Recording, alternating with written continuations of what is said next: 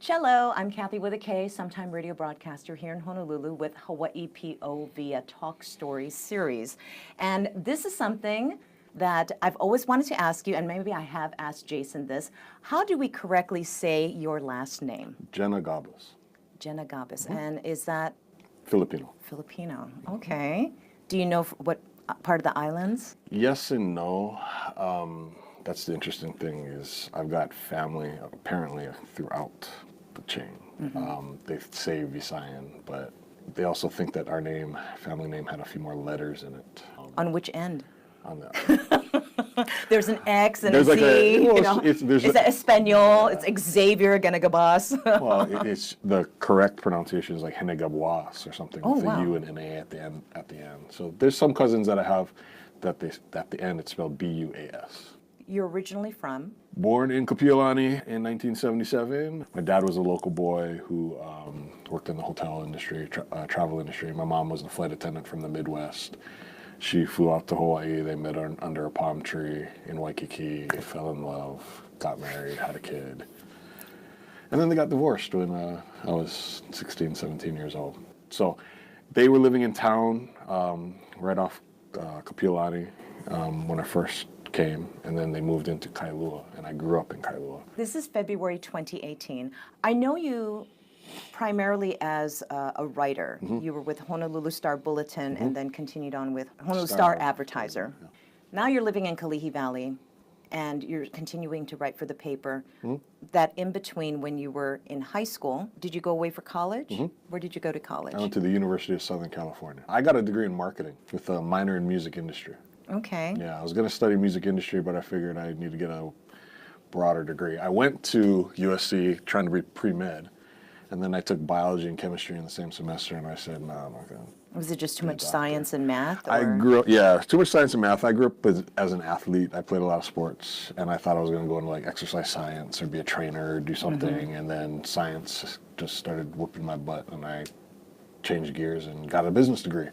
When I was at USC, I was the only person playing Hawaiian music in Los Angeles for probably 2 or 3 years in the late 90s, because I went and did college radio there, KSCR, Los Angeles, 94.7 FM. What was that like? It was cool, because What time were you on and what day? college radio is more like public radio, where it's appointment driven, right? Yeah. So my show, I started off late at night when I got started, but eventually they had me a little earlier in the evening. So I actually had a decent following, and it was cool because KSCR, or the station I was on, again, it's in South Central Los Angeles, so it was pretty diverse. Diverse and still a lot of listeners, and there's always people back in the mid-90s who were still listening to the radio. So I would get people who used to live in Hawaii or had visited Hawaii or didn't know what the heck they were listening to, and would call me up to ask me, not so politely, what the heck is this that we're listening to? Because that's, I'm sitting there playing Ka'au Crater Boys and a bunch of the stuff that was popular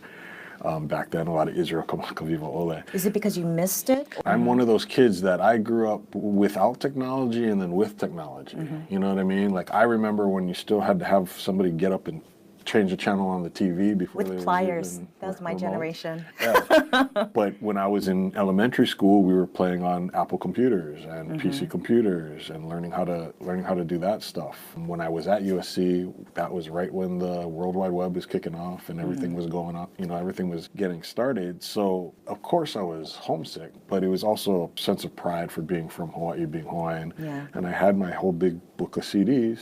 You know how it was back then, right? And I wanted to do something, and I needed something to do other than the job that I was doing while I was in college, and I thought, give radio a shot, and luckily I was able to play Hawaiian music. So again, played Hawaiian music, came back home after graduation and said, well, I'll give radio a shot, right? And shout out to Jackie Gonzalez-James. She was the PD at KQMQ back then, when it was playing hip-hop music. She was real straightforward with the internship program. She was like, you show up, you attend so many events, you put in the hours, you will get on the air. We'll give you a chance to get on the air. And that was the most direct path I saw to being on the radio here, right? So slugged it out, was able to get on the air at KQMQ back then. Now give us a time frame. Fall of '99 was when I started interning. Probably 6 months later, I think it was a 6-month time frame, was when I was on the air at KQMQ, and then it flipped. For people that don't know radio parlance, it changed formats. And then we went from playing hip-hop music to 80s. That was when it was 93.1 The Q, playing the 80s and more. It was that time period where, again, you know, old school, you got to think back that time frame 20 years ago, that old school was 70s music, right? It wasn't 80s, like the 80s wasn't popular yet. It was before Acid Wash was popular in Chinatown, and all the 80s parties had come back. So they started playing more 80s music, and all of a sudden I'm playing music my parents were listening to, right? Because I went from being an overnight DJ to a weekend DJ, and then on KQMQ I was doing middays. So this is, again, 2002, 2003, right in there. In 2000, when 102.7 The Bomb launched, I was one of the original weekend jocks on that station. What did you go by on air? It was always John E. Blaze. It was and then it got shortened later on to just J. Blaze. It was a homage to Method Man from the Wu-Tang Clan. But I flipped the spelling of the name because I just copy it and bite it, right? You gotta do something different. Out of radio in 2007 or so, I was on the air as J. Blaze. That's a healthy run. It was. I did nights on K-Boy. Shout out to O-Dog. He's still over at 105.9. 105.9, I think that is. The calls are... People. Back then, it was 97.5 K-Boy, the rock you live on. It was when K-Boy was still on the original frequency before they moved it, right? It's funny because now we were talking about how there's so many people recording their radio shows. Back then, this is 2002, 2003, they had me on 3 frequencies on a Saturday afternoon. There were some weekends, Saturday, Sundays, where if you listened to 93.1, 97.5, and 102.7, if you're flipping around, you'd hear.